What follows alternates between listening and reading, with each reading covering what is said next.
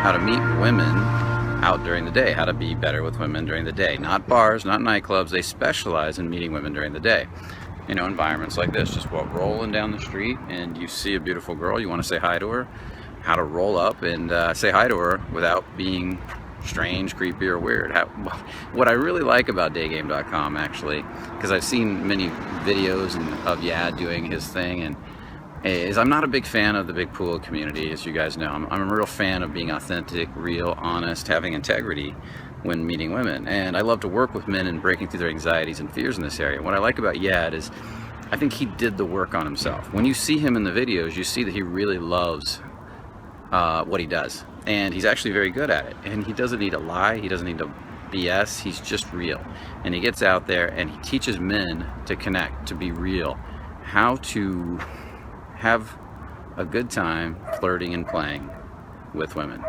And I hope you enjoy this video and learn something from it. And if you do, make sure to subscribe to the channel, comment below, and remember, only the confident live. Welcome, guys.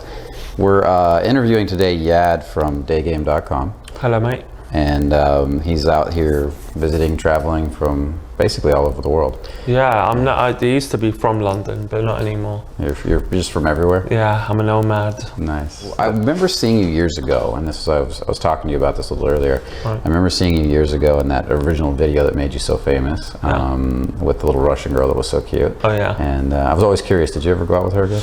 No, because I think when you create that special moment, and I think she was, I don't know, as far as I can remember, she was there for a couple of weeks visiting a friend. So it was this moment I created for her, and it was like, let's leave it like that. Nice. Yeah. She was super cute, by the way. She was, yeah. And we should put a link to that probably in this video down at the bottom, yeah. so people can see it. But it was really interesting because I remember seeing that video, and I remember watching. Now, one of our things is we do a lot of sub-communication. We do a lot of work with helping people to feel more and relate to their bodies more, connect to their emotions more. Yeah. And what drew me into that video and what drew me into future videos of you is your ability to have that relationship with your body. Like I noticed, a lot of people I noticed in the comments didn't get what was going on. Yeah. They're trying to study your words. They're trying to study your, he's touching his nose, he's faking it, you know, and or not touching her. That's one thing guys get tripped up over all the time, but you didn't touch her. Yep. Yeah. And they say it so they don't believe it. So one thing I noticed in the comments, a lot of people thought it was fake. Yeah. And do you still run into that a lot? You know, on the web people say a lot of stuff, not to your face though. What I noticed was I saw immediately that you were actually really what I call like transferring emotional transference, or in positive psychology they call it positive inception. You were just transferring all these really good feeling states to her. You were penetrating her with your eye contact. And I could see her feeling it, getting excited. Yeah. And I don't see a lot of people that understand that stuff. No, it's hard to explain as well. Yeah. Very hard to explain. The only way you can explain it is when you've experienced it yourself, and then you'll go, oh, you don't have to say anymore. I know exactly what you're talking about. It's a bit like, I don't know, two professional tennis players who sort of say, oh, if you just dink it this way and it goes that way, and a normal person wouldn't really understand perhaps. But someone who constantly, and it's a funny thing talking to women, and it should be as just generally if your craft is in being good with people, because it's a similar thing with men as well. You've got to be able to have this sub communication of like, I get you, bro, you get me, I get you, sort of thing. And it's not too different with that first sort of magical thing that happens with girls when you meet them out, on whether it's in a bar or on a street. It's like, oh, we get each other, and it's that it could take seconds for it to happen. It's a weird thing, like being good at what we do is because we put the time and the effort in. So someone who sits in front of a computer, and that's his job every day, to go in front of a computer and to type out whatever it is he needs to type out, and over time that becomes his vision. So if he's watching a video of you and I doing our thing, if I'm watching a tennis player, let's go back to that analogy, and he's doing his thing on the court, I wouldn't get why he's doing it. I just wouldn't, because I've not lived that moment enough, the moments he's experienced in life enough for me to be able to have an instantaneous understanding of what he does. So I get why people would criticize a video of mine, especially if they've been fed certain information like you need to touch her for her to feel you. If anything, no. If you need to touch her for her to feel you, that's actually quite primitive. You know, that's very well said. You know what I mean? I totally know what you mean. I remember back in the day, way back, it was probably 2006, 2007, and people would post these lay reports, field reports from the seduction community. And it was always about, I spun her here, I turned her here, I touched her here, I did this here. Yeah. And there was a guy I know, and he was really good with women back then.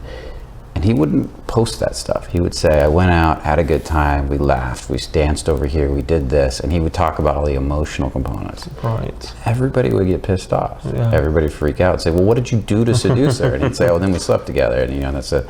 Lance Mason at the time had said, that's exactly it. People don't get it. He's listing what actually really worked, and they don't see it. Yeah. And that's what I saw with you, is I saw this huge amount of emotional transference. Were you always able to do that, or is that something you had to No, learn? that's something I worked at big time. Before that video, I'd been out on the streets of London for a good 2.5 years. Like actually going out and talking to people. And people underestimate how vital it is to just... I took up stand-up comedy in that time, and that involved a lot of work with an audience. That was a different dynamic. Club promoters, comedy promoters that I had to sort of get a gig with, and I had to sort of banter with a little bit in order for them to go, oh yeah, we'll give you a go. Go on stage for 5 minutes. We've never heard of you, but go on stage for 5 minutes. Why not? So certain things like that, because I've been pushing myself in all directions, especially with just having that emotional connection to people and not being, because before that I'd been very sort of detached from humanity almost. I was a bit geeky. I was quite sociable within my clique, but not enough. Like there'd be nights where they were all going out and I'd prefer to stay at home in my room by myself watching a movie. And I thought that would develop me more because I was that geeky, I thought, but then I had no emotional touch. I had no human touch to me. So you went through that tough phase of struggle, of working at it, of rejection, going home, beating yourself up, all that stuff. Big time. Yeah, so did I. And so I'm always curious when people go through that, what that struggle's like for them, because it seems like you said it took you 2.5 years to really get through that, or? Yeah, I think just to sort of understand that people want to be spoken to, and we're all the same thing, really. Deep down, we all want the same things, the same desires. We want to be popular. We want to be loved, we want to have attention. Deep down, we're all that same feeling. And then it sort of branches off to different areas. You want to express being loved with a family, perhaps. I want to express being loved on stage, doing stand-up comedy. But it all comes from the same place. Before that, before going out there and pushing myself and really sort of connecting with the human side of people, I'd viewed people in this very robotic manner. So I viewed girls as, oh, they either want me or they don't. There's nothing I could do about it. So would you say you were in your head a lot back then? Yeah, big time. So now you did something that a lot of people never succeed at, because I get a lot of students that come in that are really in their heads. They might have been computer programmers, and they've done a lot of work, and and a lot of them get worse. They don't get better doing the work, they get worse. Right. How do you think you made that? You were one of the ones that actually made the transition from here to here. You know what I mean by that? Sure. I know exactly what you mean. Day game kind of helped, because I'm not sure about how much bar game and night game helps in that way, because day game there's no theatre, there's no lights, there's basically just you and her. There's eye contact, there's human emotion, there's natural human transference of emotion going on. Whereas with night game, there's all sorts of lights, there's all sorts of dramatics going on, like drinks, for example. She might be feeling a little bit tipsy. It might not be a true reflection on you. It might be her levels of tipsiness, perhaps, on how much you can connect with her. But in day game, you can't really cheat the system. I know what you mean. Do you see what There's I mean? something I've always noticed between day and night game, Yeah. and because I started out liking night game best, and then quickly switched to day game. Right. And the reason I preferred to go out and meet girls at night in the beginning was because I was so anxious and so nervous that I could drink a bunch of Red Bulls and vodkas, state pump the fuck out of myself, Yeah. end up in this crazy state, and then run around and talk to a lot of people. And I didn't have to be perfect. I could lose myself in the noise, the music, and the chaos. And I'd find girls that were doing the same thing, and we would connect. During the day, you have to actually connect. You have to actually slow down. Yeah. And when I got feel. Yeah. And when I got burned out on doing that stuff at night, when I no longer wanted to do it, I suddenly began to hate night game and wanted to actually just relate to people. Right. And all I wanted to do was go out and meet people during the day at that point. But I find that people that are scared to let people in, a lot of times really want to go to bars more. They're like, no, I'd rather go to a bar, because they're scared to have that real human interaction. Yes. And I'm guessing you don't really work with a lot of those people, being daygame.com. Yeah, that's the thing. I've not really dealt with people with like a form of anxiety which might take a longer period than just pushing someone in to talk to a girl. And I think that's someone who has deeper issues of anxiety, whether they stem from not being loved by their parents, whether they stem from, you know, going through a particularly bad divorce and feeling completely empty inside because of it.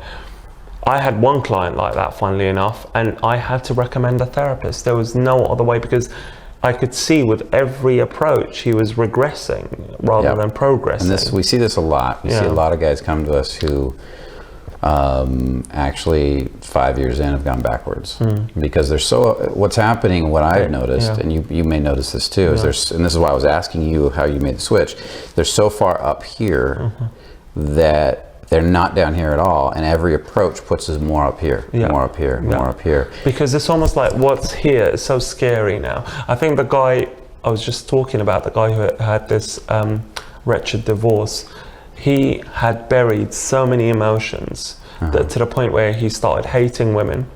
This is the reason that he got into the game. It was from a very healthy position, unhealthy position, is the idea of him getting back at women. And he wasn't even willing to deal with the stuff here that was making him not connect to anyone else because of the hate he'd conjured up, and that was bottled up all in his chest. And there's no way someone like that could relate to another human being. When I was speaking to him, I got a very cold, almost like a maniacal vibe from him. So there's no way someone like that, and he was, you know, I would say 20 times better looking than me, in better shape, but he had so much hate within him and so many issues he needed to iron out. What made him worse actually was seeing me get along with women very easily and him not being able to do it. And so I was like, this is not healthy, mate. You coming out with me is actually not healthy. And he did a year of therapy, emotional therapy. It was all to do with this emotional baggage he was carrying. And he hit, like, I saw him 2 years later, and he was a different guy. He could genuinely relate to people. And I guess that's where you come in. You make sure that they're allowed to feel, they allow themselves to feel. Well, that's and be kind vulnerable. of that's our thing, is we want to get you back down in your body. I spent years studying how to get people down in the body, and that's why I really wanted to interview you, because you did such a good job of it.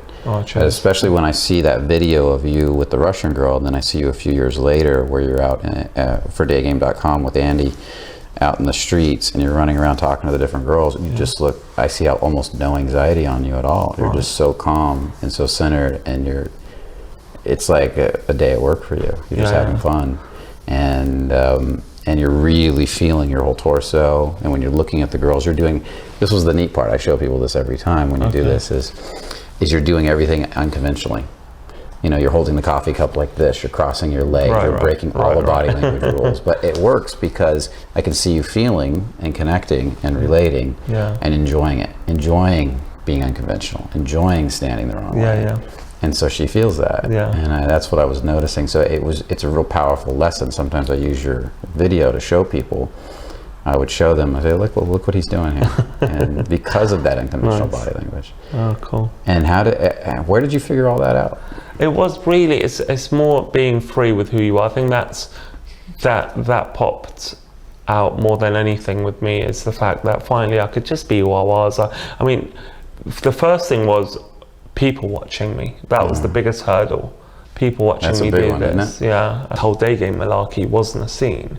It was like, I think me and a couple of others just running around like maniacs to other people. But just having the support of the community wasn't there like you had with Night Game. So when we were doing Night Game, we were doing something that, you know, there was a community support structure to it. You know, people were talking about it. This is what you do, this is what you don't do. But with Day Game, there was nothing out there. There was actually stuff about Day Game that was more related to Night Game, how to get a girl's number and build up an entourage to take to clubs. So close get her number for clubs. So don't you dare game her when there's a bit of light out there. Save it for when you're in a dark room. Seems so odd to me. Yeah. Yeah. So there was all of that going on. There wasn't really a moment where I sort of had an epiphany. It was a progression of different moments that led me to feel more comfortable with who I was. Because there were times where I'd be on a date and I'd be fidgety. I'd be like, oh, I'm really uncomfortable. What am I doing?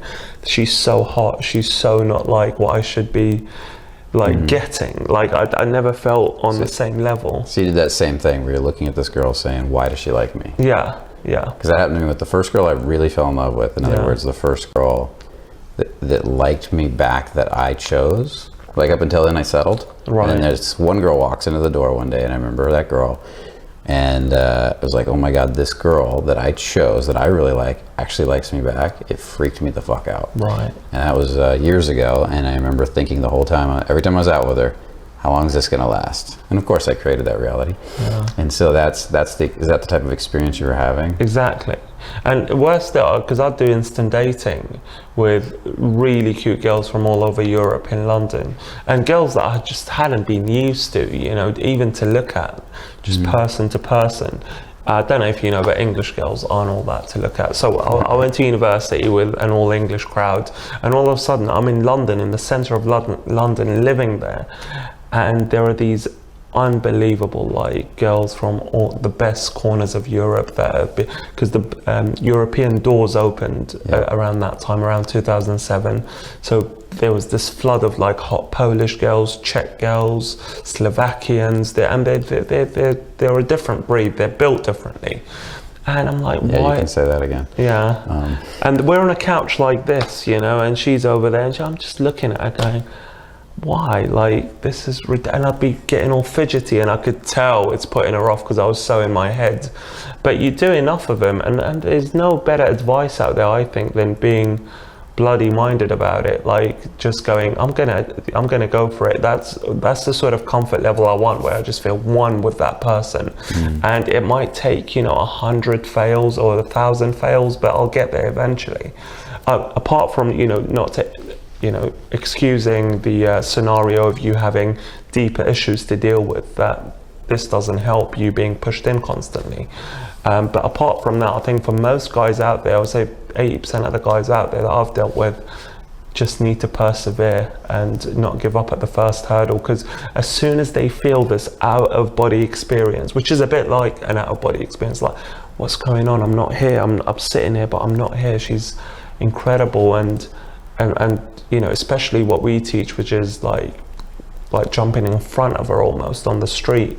And that's really letting go of your fears, especially for a guy who's had a certain vision of who he is in life, which is not running after girls down the street, which is how he might look at it, That's breaking a lot of cultural norms from almost any society. Exactly. And I see a lot of guys coming to take a workshop, coming to take a program, and the one myth I'm always trying to break, and I want you to kind of talk about it from your perspective, is you're probably not going to be badass with women in one workshop. No, not at all. There's a lot to be learned, but if you listen to your coach, you can cut the learning curve by years. Yes. And what's your experience with that with guys? Because I've seen companies, my big thing is that you're actually really good with women, and I can see that from the videos, okay? Thank you. And I see a lot of guys that are teaching that aren't. That are kind of really haven't worked it out. Yeah. But they're out teaching some principles they learned here or there. Yeah. And then they're telling guys, in a weekend I'll have you great with women. Yeah. In 3 days you'll be killing it. In a week you'll be killing it. Can you speak to that? Yeah, of course. And it's I think it would just be so much more beautiful for themselves and for the clients if they were upfront about it, that there is no magic pill really. There is you putting the hard work in, putting the sweat in, and there's us going, these are the steps that you really want to take. We've taken all those erroneous steps, and you're going to make those erroneous steps, but you're not just going to be stuck in those ruts for as long as we were. Perhaps I think that's where the value is. Yeah, because we can show you how to get out of them faster. Yes, exactly. And listen, you've got to make those mistakes. But it's just, you don't want to be sort of banging your head against the wall for too long going, oh, where's it going? Whereas we're there at that moment going, this is why this is happening. And I think that's where like the most enormous bit of value is, just in that place, because you're still going to have to go through the same emotions as us, but just for not as long a period. Yeah. Back to daygame a little bit, to your company. Why daygame? Why do you love daygame so much, and why do you prefer it over night game? Or really, I don't even know if you do night game. Why is it all about daygame for you? No, and that's the thing. It was a toss-up really, because I was doing night game for like a year. From 2006 to mid-2007, I was in love with night game, and I was getting these amazing, like, quick fix results that almost I'd wake up the next day and did that really happen? Was that me making out with a girl on a dance floor? Yeah, it's really kind of fun. Yeah, it's kind of fun. A lot of fun, That's the thing. actually. Yeah, it's a lot of fun, and it's a high. It's a certain high, a lot more than day game. I'll be honest, day game doesn't. Apart from the instant dating is a real high, but apart from that, there aren't many, and the number getting an amazing number, making that emotional connection. But that's like a slow process compared to the high you can get in a nightclub, which is like instant eye contact and just pulling her towards you. And it's that amazing moment whether she pushes you away or goes for it, you know. So I was doing a lot of that in 2007, and I loved it for a while. But what was happening was, like anything else, I lost. The luster wore off, and I wasn't becoming a better man for me. Like, I don't know if that was just me, but I wasn't really truly becoming like, a lot of the girls I was kissing were, you know, we've got a real drink culture in England, which I don't think you have here. Like, they were, you know, drunk to their eyeballs. They were gone. They would have kissed most guys. They weren't like legless, but they would have. It wasn't something that I was particularly proud of the next day. So you just said something that I think is a real distinction between two different types of guys that do this. And I was thinking about it earlier when you were talking, is that I get the feeling that you really do love women. Yes, and that you really love being around them. You appreciate them for being women. And I see a lot of guys who don't. Some guys are good with women but don't love women. They actually kind of resent them, so they get a certain type of I know woman. Exactly what you mean. Yeah. And I've learned to love women though. It wasn't always the case. It was a little bit of my high school years popping up, going, get back at them, go on. Go like, get evil. Those bitches get a power and use it against them. Yeah, exactly. And I think that's kind of what some of the night game is about. I mean, I enjoy night game, but I think there's a lot of that happens. Yeah. You get out in a bar, you can fuck with them, you can be a dick. You can do that during the day too, actually. This is a key, I think, with guys that actually really get good at this, is they really want to improve themselves more than they want to be good with the women. Like, there's a point, you can either be out there going a night game for the rest of your life and getting laid one night after another, but that's only so satisfying. If you're becoming more powerful as a man, stronger as a man, more confident as a man, and then you draw women in because of that, that's what it's really about. That naturally attracts them anyway. So yeah, this is the way I looked at it, basically. I think you've hit the nail on the head there, by the way. I looked at it like, and it was kind of an epiphany, if that's a word, moment. I had an epiphany one day, and I just thought, right, I've got two options: to get easy lays, and regress as a man. Not regress so much, but not stay at the same level as a person. Go out most nights, it's fun, it's sort of whiling the time away sort of vibe. Or I've got the other option of putting some real hard work into myself and being a real better guy that most girls would find look at me and would go, the interesting guy, I wanted to spend time with him as soon as they met me, within 10-20 seconds. And that's the feeling I got from daygame, where that came across straight away. There was no cheating the system. You had to be your best self. And to this day, if I've had a rubbish day, if I've had a rubbish week, so say I've just been like inside lazy, I've just watched stupid YouTube videos all day, not read anything, not improved myself in any way, not put any work into myself, I'd go out the next day and it shows I'm not really satisfied with myself, and the girls just feel it. They feel it in every which way that you're giving out those emotions. And first and foremost, I'm very critical of myself. So if I've not read like a new book a week perhaps, or even one chapter from a book that's made me go, and that's not much to ask in a week, that's opened my eyes up to a certain way of thinking that perhaps I wasn't privy to previously, and just certain other things in life, that a new experience, a new challenge. And when I do those things, like I was learning tennis in London recently, and I hired a coach properly to teach me. And when I do those things, I approach women and it's a breeze. It's a breeze to just get along with them. And the reason for that is they're feeling you. You're the same person. In fact, I've looked worse and I've attracted better women, and I've tried to look my best and my sharpest in a suit, and I've had a bad week and I've attracted not great women. And that's a great point as well. I think most guys miss out on is, what sort of women do you want to attract? I happen to attract very cool girls who lead very cool lives when I'm being a cool guy. Now, do you remember because I remember that progression. I remember the type of girls I attracted in the beginning, then along the way, and then along the way. And then now it's like every single girl is like, wow, she's amazing. She's amazing. Like an amazing person. Like immense respect for every girl I go out with. And like whether we're a good match or not, she's an amazing person. And, that's it, And I remember when that wasn't the case. And it's like, oh, I could fall in love with all of them. And so you've had that experience. Exactly. I think that's a sign that you're doing something right. Well, that's a big sign.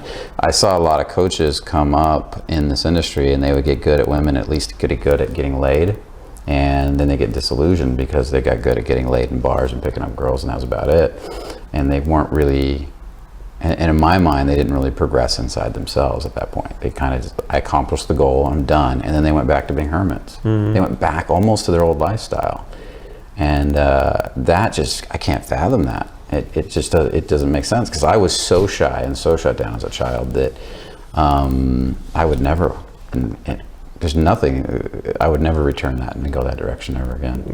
Let's talk about specifics of daygame. Let's get into it, because a lot of guys are out there probably wondering, like they want to go out, they want to meet a girl during the day, they're just like tired of this night stuff, or they don't even want to do it, because I meet a lot of guys that don't even really want to do it. What would you tell to get them started? Okay, well, the first thing you could do is just go up to a girl. You don't even have to like 100% fancy her, just something you like about her. And you use the word fancy here, by the way? Yeah, we do. Okay, all right. And we don't use it with the accent you do, but you add a whole new flair to it. Right, okay. Not Austin Powers, though. No, okay. No, as long as it's not in that direction. No. But yeah, you go up to her and you literally just say something like, you know what, I noticed this thing about you, and I had to come over and comment on it, and I think it looks beautiful, whatever word you want to use, really nice, and I just thought I'd tell you that. Have a beautiful day. And when you put it in those terms, because you're not clinging on to it in any way, you're not wanting anything back from her, and you're just out there to give a bit of love to this person, and the reaction you'll get from that moment will, I reckon, hook you on daygame, because there's nothing else like it. And I've had women say to me, this is an exercise I do just to warm up. I call it stretching. It's a bit like just before the weights at the gym, you do a bit of stretching, not to pull anything. And it's exactly the same now after 7-8 years of doing daygame. I need a bit of stretching in the morning. When I've got my cup of coffee, I could be a middle-aged woman. I don't fancy middle-aged women in any way. She could have a nice scarf on. I'll go up to her and say, you know what? I love that scarf. Have a beautiful day. And she's just like, oh my God, you just made my week. Exactly in that accent. If you knew that was a little New York in that one. I think there was a little New York mixed in. Yeah. So it's just being like full of energy to be social and beautiful. I say this one thing, and I want to see, did you believe that that meeting women, and I don't even like the term pickup, so let's say meeting women, Yeah. do you believe that it's about giving? 100%. Because when you give, that person feels no attachment. And especially girls, they need to feel free. They're so constrained by guys and their egos and possessive boyfriends. If you can make her feel free in your company, that's like the deadliest thing. Yeah, I agree. Yeah. It's so true. Yeah. Because girls are often merchandise for a lot of guys. Well, I mean, it's our porn culture, it's our Playboy culture, it's everything that our society seems to be okay with. The way we sort of, but like, I don't know, it's funny, like if you tell someone that I do this thing where I go up to girls and I try and connect with them, they're like, what, you're nuts. But if you say, yeah, I'm a photographer who takes shots of naked women, you're like, oh, okay, that's normal in our society. But going up to her and connecting with her, what are you doing? Yeah, we need more people connecting. Yeah. So I have another question. What do you do with the guy? You take him out and you say, just go compliment a girl, and he's like, oh my God, that's so outside my reality. I'm scared, I'm nervous. As I said, like a bit of stretching, going up to her, just being able to do that bit and then giving without needing anything back. That's such a healthy mindset to be in. And then the next thing you want to do is we sort of take them through the ropes of the best physical way to approach a girl with the best chance of getting her to stay there and not walk away in an unsure state. And that is, believe it or not, this may sound funny even to people who've never seen this before, but jumping right in front of her. And not jumping, that sounds wrong, but kind of smoothly going into her energy and almost sort of inviting her into your world. And then she's just like, whoa, big bright eyes. And the most important thing is you end up toe to toe. So you're stood that way, she stood that way. See, now that's different than a lot of other people would say, isn't it? Yes. And why do you choose toe to toe? Because, okay, I look at the symbolism of things. One of the best, most mind-expanding books I've ever read, and a lot of my ideas stem from this book. It's called Mythologies by Roland Barthes. Have you ever heard of him? No, I have not. He's a French philosopher who, he was bedridden with an illness for like 10 years in the 1950s, I believe it was. And he wrote this most amazing, like mind-expanding book. It's called Mythologies. It's about that big. Anyone can read it in like half a day, a couple of hours if you're a fast reader. So the main concept is the symbolism of things and how that much matters more than anything else. So the symbolism of the American flag with a blonde girl next to it, that's the all-American girl, perhaps. But the symbolism of the American flag with a black boy next to it, that perhaps suggests a different kind of thing, a different history. It's changing perhaps. things. Yeah, it changes things completely. When you're with a person, when you're with someone who you feel completely comfortable with, how are you speaking to them? You're not speaking to them when they're walking away. You're not speaking to them with sort of slanty eye contact. You're speaking to them with proper big eye contact. They're in front of you, you're in front of them, and that makes the biggest so you don't believe in the whole moving earning the right, moving in slowly as she moves in. You believe just get in there, stand there, take up space, but and really just don't apologize for it. No, exactly. Yeah. And you won't believe how the girls would just be like, okay, I'm comfortable with this if you're comfortable with it. And it goes back to that. It's literally the story of Daygame. If you're comfortable with it, she's comfortable with it. And that's the truth with almost all game. Yeah. But even more so because there's no theatre, there's no lights, there's no dramatics. There's just you and her, and you better be confident in what you're doing. And there's literally, if you're not giving it 100% in that moment, that first, I would say 10 seconds is the most crucial moments in Daygame. You give it your all, and she feels that you're giving it your all, then there's no way she can walk away. She's transfixed by what's happening. Who is this passionate guy? The best analogy I've ever come up with is the way you should approach someone during the day is imagine if they just dropped their wallet on the floor and you've picked it up. And in that moment, you're not going to run over and go, hi, sorry, can I just give you this back? Would that be okay? No, you're going to feel like $1 million for doing that. And you're going to feel so confident in that moment that she's going to love you. You're going to go up to her and go, hey, sorry, you just dropped your wallet. And you want the whole world to hear it, almost. Look, guys, check out what I'm doing. And from your voice tonality to your actions, you deep down believe in what you're doing. Yeah, I'm picturing you from your videos where I watched you do all those approaches in London. Yeah. And that's basically what you're doing. Yeah. Yeah, you can see it solidly. Yeah. Yeah, I like that. And I think the key there is what you said, is that most guys, I think they go in slow because they're nervous. Yes. And that's their way of mitigating the nervous energy. Mm-hmm. But and protecting their ego a lot of the time. It's like, oh, I don't want it to get bruised, so I'll just do a half-assed approach, and then I can blame it on the half-assed approach.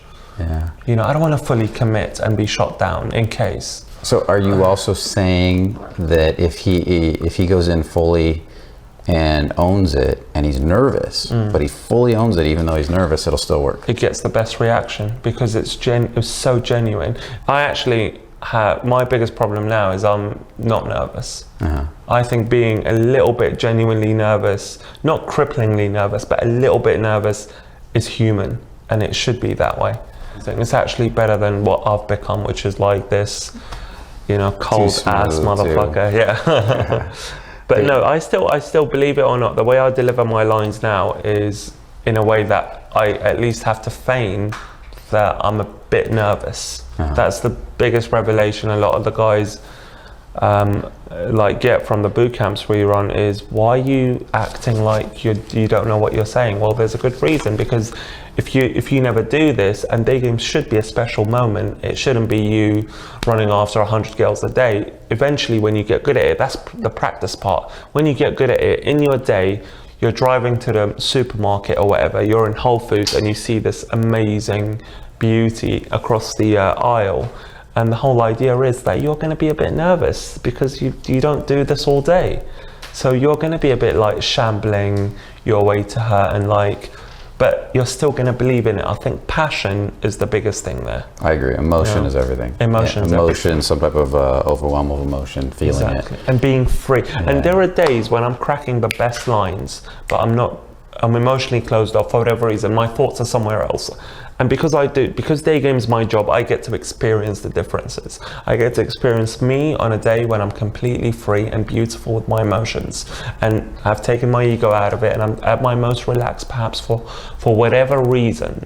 But there are days when, say, I've received a bit of bad news. It could be business, it could be like something that's swimming around in my head, an idea that's preventing me from connecting with myself. Yep. I'm in my head too much. And I have those days, I'm human. So I go up to her and I could be cracking the best lines, like really witty stuff that I wouldn't on other days, but I'd get the number in a beautiful way another day. And today, I'm coming out with my best lines, but there's no connection. She flakes on me big time. And I can tell that wasn't a real number. Yeah, I know exactly what you're talking about. And do you ever experience where you almost say very little, and you just feel on, but you say very little, and everything still works? Exactly. Yeah. So would you say that women are the masters of feeling emotion? But that's all they are. I think women, that's why they always talk about their feelings and we never do. It's like, oh, how do you feel about him? That's like their question, as in, you know, our one's, how hot is she, you know? And I suppose our challenge as men is to reconnect. We've lost that connection with women, I think, in this day and age. I agree, 100%. Especially with the 100%. Internet. I mean, Tinder's a great example, isn't it? What modern love has become, so. Yeah, you know, you got to delete all that. I mean, there's a whole, when I look out there and I see the whole movement of people now, what's the latest thing I'm seeing? Don't approach girls. What was that one video that was on YouTube? What was that one in New York where the girl walked? Oh, right, the hat. Yeah, and I'm seeing more and more people saying, well, don't even approach girls. Just, you know, unless they invite you over, don't go over. And I'm like, at what point... You know, if I see a girl I really like and I want to say hi and I want to give that gift of that beautiful hi and say, even if I don't intend to sit and talk to her, Why is that bad? Well, I don't even say approach anymore. I think approach is like our masculine word of approach, attack. It all stems from this like video game playing little boy. Like when they used to say targets? Yeah, exactly.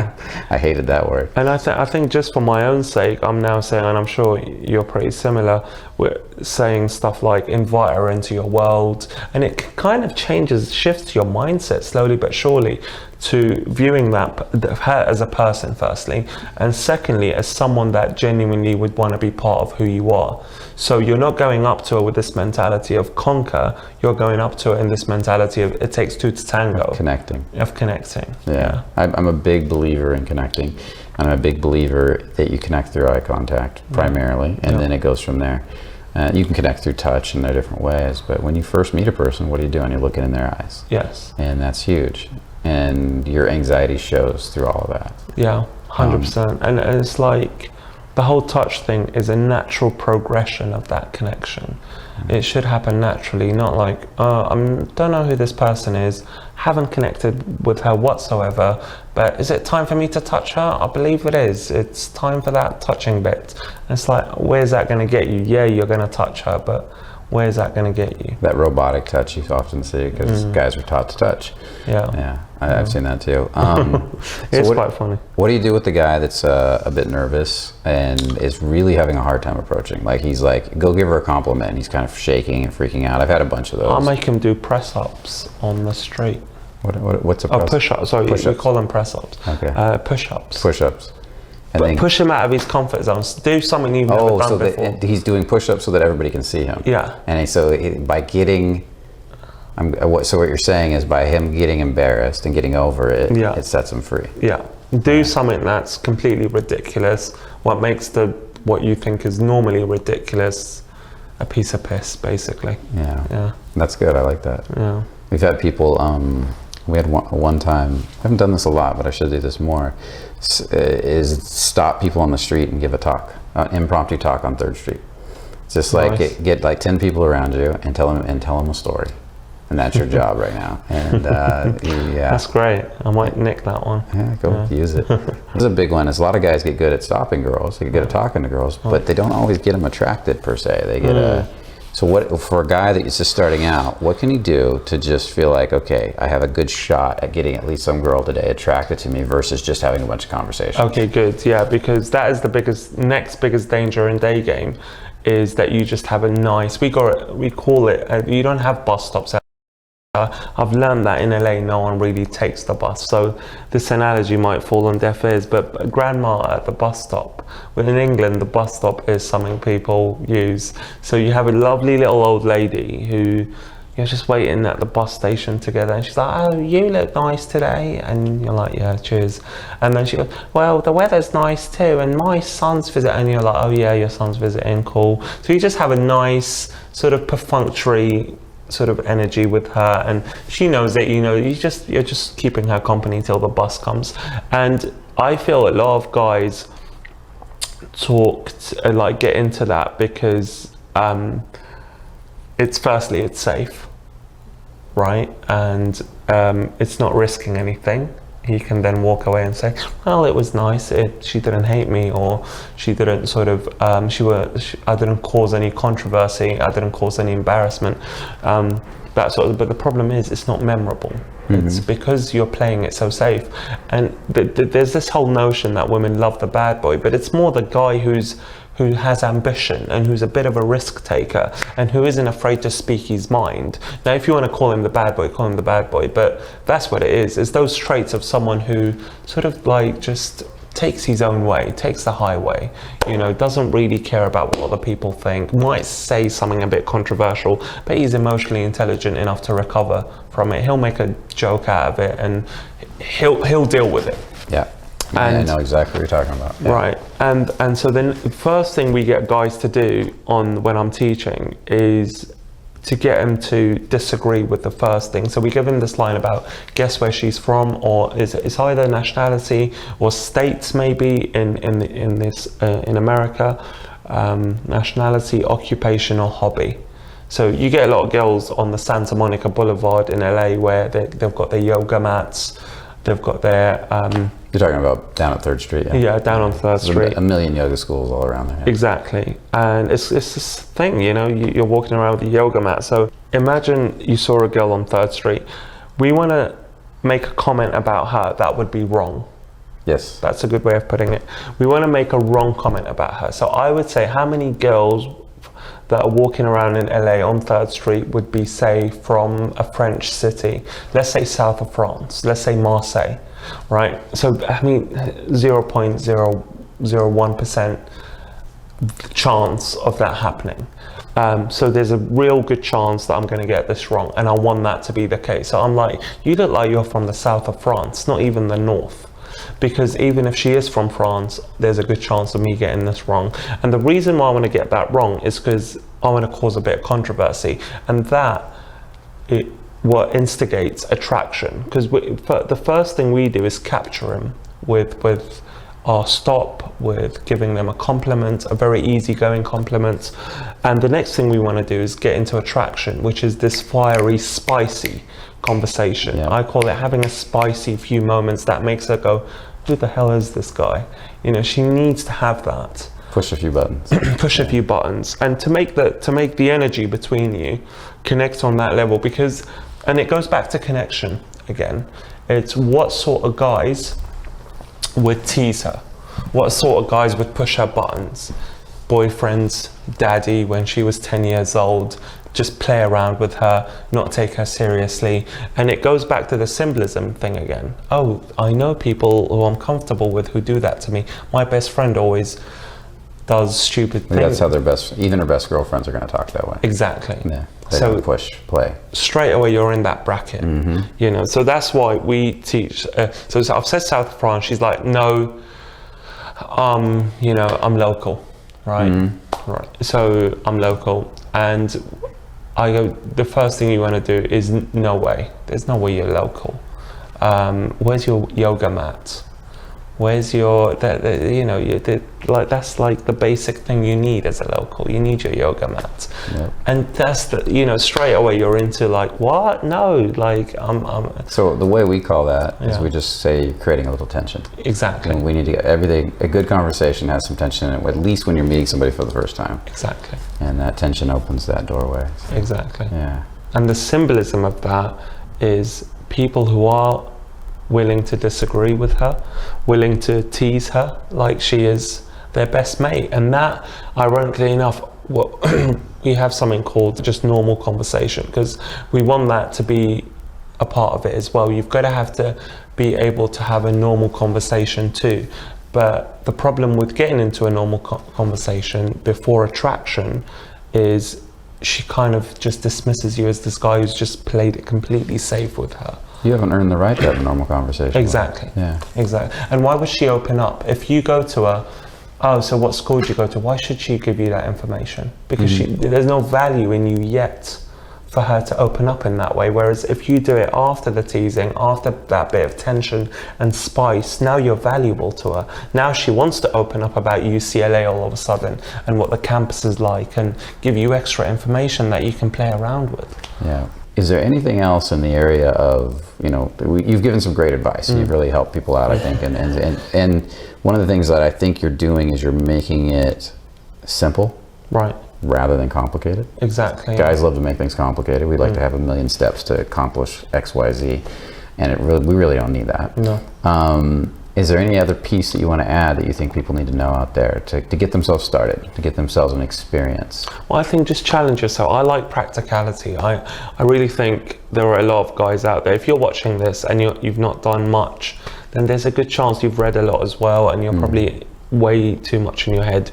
So just go out there. I'll give you this little exercise now. The first 10 girls, women you see out there that you feel a certain attraction to, it could be just her manner of dress, just go up to her and compliment her, and then you won't believe the shift you'll have from before that. It's a bit like, you know, I go once a week to the gym, but I hate it. I don't look forward to it. But an hour in there, I just do weights mainly, but after an hour I'm like, oh, I love this place, I don't want to leave. And it's a little bit like that. You get these amazing like reactions off women, and you just want to carry on, and you want to naturally then take it to the next step. When you genuinely come with real energy, not shutting down, but real energy, and nail a good compliment, that the way it feels, because I always say that, you know, we talked about that earlier too, energy transfers, and when you get hit back with that energy of appreciation, it's massively addicting. It is, yeah. They've actually showed, there was a recent study, and they showed the best way to get people off drugs was to teach them to connect with other human beings better. Oh wow. And they were testing this on rats. They had got rats addicted to, I think it was, I can't remember what drug it was, it might have been cocaine, through their water bottles, and they found that the rats would go more and more towards it the more they were isolated. But when they started socializing them more and more, the less they wanted it, to the point of not wanting it at all. Because it is a drug, and it's the healthiest drug. I think that's what's kept me sane over the years. Whenever I've had a down moment, I've gone out the next day, I've had an instant date, and everything's been okay. Yeah. Oh, instant dates are amazing. I've had instant dates when I'm traveling, of course, and you probably experience this too, that just seem to go on forever. Days, you know, you meet a girl somewhere, and then days later you're still with her because you're traveling through some country together, and you're bonded. And I've had that happen, and it's just like, wow, you know. It's the best feeling. Yeah. And you can't really do that in a nightclub too easily. No. And that's one of the best things. And nightclubs are open certain hours, day game. All that. Why not combine the two? You know, I wish I had time for the two. But the thing is, being good at day game, I think one of the things is I have a date naturally at 8 p.m. most nights. Yeah. So, but and you don't have to stay up till dawn every night. Yeah, I do like that. As I'm getting older, I do like that. But the two feed each other very well if you combine them both. I know that from many people who do both, who enjoy both. And so, because night game kind of allows you to be more sexual. It does, and I'll say this about day game, that night game that you need, that I think is so valuable in day game. Yeah, is you get and I think you said this earlier too. You get those subtle communication skills. You have to tune them, fine tune them, because everything stands out during the day. Yes, and if you can get those things down during the day, they work 10 times better at night. Oh yeah, yeah. But similarly, if you can be able to express your sexuality in a very cocky, funny way, like you can in a nighttime arena, taking that into the day game, that sort of bravado is deadly as well. So yeah, that's the first time I told you earlier. I was telling you the story about when I first got into this, and that the guy I met that was, I don't know if I brought him up, but the very first guy I met that was really good with women that I moved into an apartment with. Okay. He was that cocky, funny, up the wazoo. He was naturally good at it. Didn't even know how he got it, you know, and it's amazing to watch. It's such a deadly thing to have in your armory, that cocky, funny bravado thing. Yeah. Especially, and I think it's hard for some guys to develop, but it's so powerful when you get it. Yeah.